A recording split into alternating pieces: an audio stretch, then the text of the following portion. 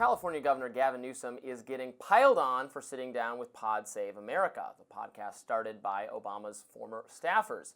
Here's what the governor had to say. What the president-elect was saying about state water project and the Delta smelt somehow being culpable of, somehow leading to some of the challenges that we face down here it's words. It's a salad. It's the form and substance of fog. It's made up. Conservatives say that the Pod Save America bros have taken little time to weaponize the wildfires. This ex-post reading, quote, "If you want to help those impacted by the California wildfires, please donate at votesaveamerica.com. Appears to be a donation link to help mitigate the catastrophic LA fires, but actually it redirects people to a Democratic voter registration organization, ActBlue. National Review writer Jeff Blair called out the Pod Save Bros, posting, "They want your emails and contact info more than they want to help anyone with fire relief, is my guess." Co-host Jon Favreau fired back, "F you. We don't bother people who donate through our relief funds. People on VSA email lists are there because they opt in or sign up. The only reason we organize relief funds this way is so people don't have to go to multiple sites to give, and we can vet all the local orgs ahead of time." Blair then responded, "I think you've been caught out, brother," to which Favreau posted, "Something you reply when you have no idea what you're talking about. It's okay to admit you just effed up and lobbed a gross accusation without checking the facts." They are having you donate through ActBlue, says another commentator. Can't make this stuff up. CEO and co-founder of The Federalist, Sean Davis, reacted. The Dirtbag Obama podcast bros using the California wildfire to raise money for ActBlue. Conservative pundit Joe Concha posted, "The Obama bros are having quite the run lately. You're caught, John. Just own up to it already. Say hello to Soros."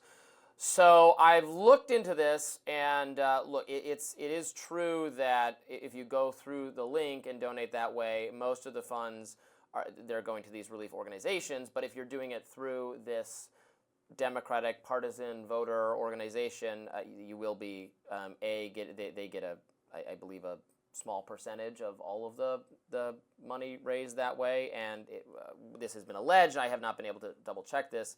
You're then being added your information to this organization's mailing list, that kind of thing. So I think it is certainly fair to criticize them for it. Look, Rob, I think you have to be very, very careful when you do solicitations of any kind. In fact, I have coached many a campaign staffer about how important it is to be very cautious about what you're putting out into the world and what you're claiming, especially when you're asking people to open their wallets. Yeah. I hear Jon Favreau's point about being a trusted messenger and vetting of organizations. This is also, of course, very true, especially in times of tragedy and crisis.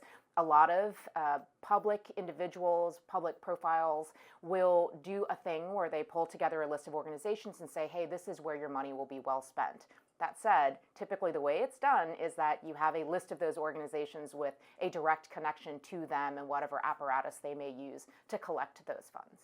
Yeah, it just, excuse me, speaks to the politicization of the wildfires, which they're saying Gavin Newsom was on with the Pod Save America bros, saying that that's what the right is doing, and as we talked about earlier. But I think that point gets really undercut if you're on a show and the hosts of it are raising money for fire for prevention and for good causes, but is through a Democratic partisan voter organization, just really makes that politicization point, I think, sound very, very empty to people. It's tough, and I know these guys. Yeah. I often believe in people's good intentions. Yeah. I know these guys had good intentions. This might not have been the best process, but absolutely, they want to help.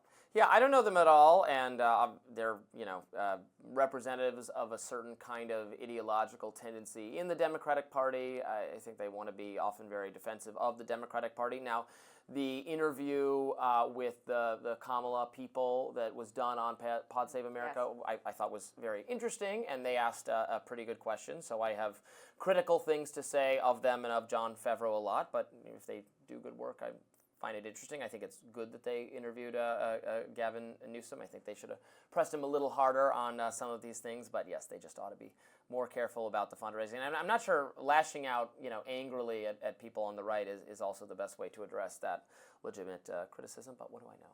I think you're absolutely right, Robby, but I do think that it speaks to their base. I mean, the people who follow Jon Favreau, Tommy Vietor, Dan Pfeiffer, they do so because they feel like these guys not only speak the truth, but they do so with passion. So I think that really kind of serves the people that support him. Well, that does it for us today on Rising. Thank you so much for watching. We're just getting started this week. We'll be back with more content tomorrow. In the meantime, you can like, share, and subscribe so you never miss any of it. And for those of you who like to listen while on the go, we're now available anywhere you can get podcasts. See you later.